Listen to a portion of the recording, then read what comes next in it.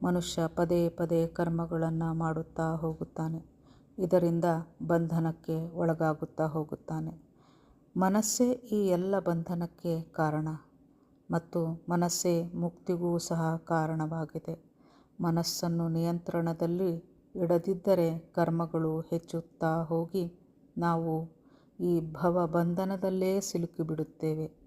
ಈ ಸತ್ಯವನ್ನು ತಿಳಿದುಕೊಳ್ಳಬೇಕೆಂದರೆ ನಾವು ಯಾರು, ಆತ್ಮ ಅಂದರೆ ಏನು, ನಾನು ಎಲ್ಲಿಂದ ಬಂದೆ, ಈ ಸೃಷ್ಟಿ ಹೇಗೆ ರಚನೆಯಾಗಿದೆ, ಇದರ ಆದಿ ಅಂತ್ಯದ ಸತ್ಯ ಅರಿಯದ ಹೊರತು ಆತ್ಮ ಕರ್ಮ ಬಂಧನದಿಂದ ಮುಕ್ತವಾಗಲು ಸಾಧ್ಯವೇ ಇಲ್ಲ. ಈ ಮನಸ್ಸಿಗೆ ಜ್ಞಾನವನ್ನು ನೀಡಿದಾಗ ನಮಗೆ ಇಲ್ಲಿಂದ ಬಿಡುಗಡೆಯಾಗುತ್ತದೆ.